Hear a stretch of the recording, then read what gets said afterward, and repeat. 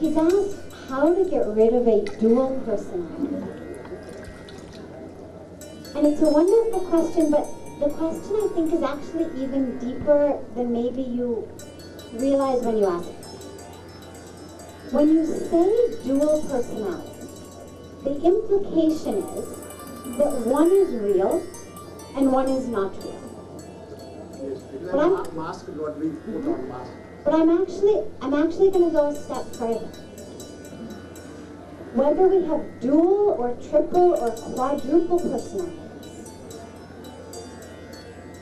none of them is real. Even if we only have one, that's also not real.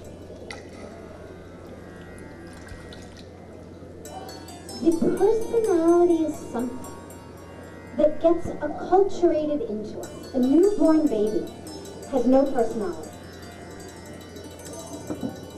Doesn't mean they don't have sanskaras, doesn't mean they don't have karma, doesn't mean they don't have buddhi.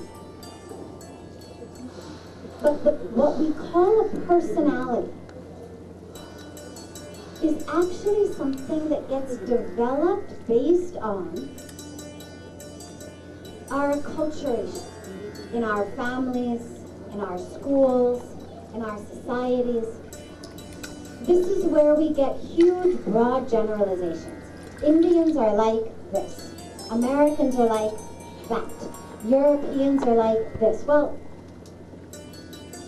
if the culture didn't play a role, then you wouldn't be able to make any generalization, whether it was true or not. The world in which we grow up,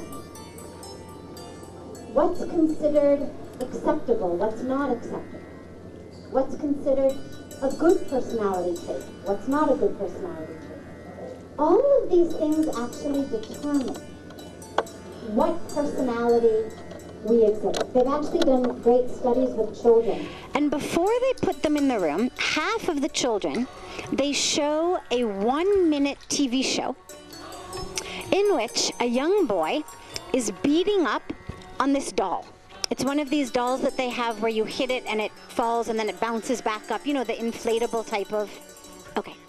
So the children see a 1-minute TV show in which some boy is beating on this doll. Half of the children see it, the other half don't. Now they all go into the room. In the room there's 50 different types of toys. Of those 50, one is the doll that they saw in the TV. The children who watched somebody beating this doll on TV will automatically go over and start beating that doll. Now we would look at them and we'd say, oh, they have a very violent personality. But they didn't walk in with that personality. We gave it to them by what we showed them and taught them. So from a spiritual standpoint, the ultimate goal is actually not so much just how can I have one strong personality, but how can I actually realize that every aspect of my personality is also a mask. Whether I have one mask or 100 masks, it's still a mask. And it's a mask that tells me I've got a good sense of humor, I'm a smart guy, I'm really good in business, whatever.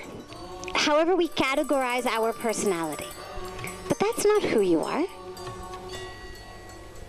Who you are is much deeper than that. And if you identify just as that personality, trying to figure out, am I a smart guy, not a smart guy, a funny guy, not a funny guy, a sensitive guy, not a sensitive guy, the type of guy who cheats or not the type of guy who cheats, then you're actually missing the point. Who you are is that divine spark. And the question is, how can I actually relinquish my attachment to all of these masks, even the ones that I think are good? Because that's still an attachment to something that's not self. And how can I just become emptier and emptier and emptier?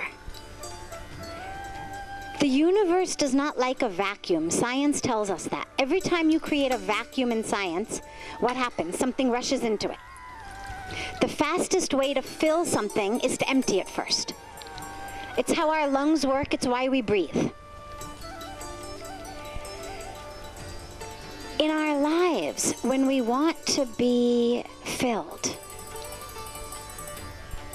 with peace, with divinity, with joy, first we have to create this vacuum. We have to empty ourselves of who we think we are. And only then can we be filled. I'll conclude just very quickly with my favorite story on the subject, which is of a man who goes to a guru. And he decides, I'm ready for enlightenment. I want enlightenment. And he finds out there's this one guru who's the one who can grant you enlightenment. So the man walks across the river, climbs the mountain, gets to the cave on the top of the mountain. And he walks into the cave and he bows at the feet of the guru. And he says to the guru, this is who I am, this is what I've done, this is what I've learned, these are my strengths, these are my weaknesses, this is my history. But the Purakani tells him everything. So the guru says to him, have a cup of tea. So the man says, I didn't come for tea, I came for enlightenment. So the guru says, have a cup of tea. And he goes to the back of the cave and he comes back with a teapot and cups, and he puts down a cup and starts to pour the tea into it. And he pours and the cup fills up and he keeps pouring. And now the tea is spilling out all over the top of the cup onto the floor. And the man says, stop, what are you doing? The cup is full, it can't hold anymore. And the guru looks at him and he says, the same thing is true of you. You're so full of who you think you are, what you think you know, what you think you need, what you think you've learned, what you think your problems are, that there's no room for me to give you anything. So I'd say the answer to the dual personality is get rid of both of them. Create that space so that real divine flow and spark can come.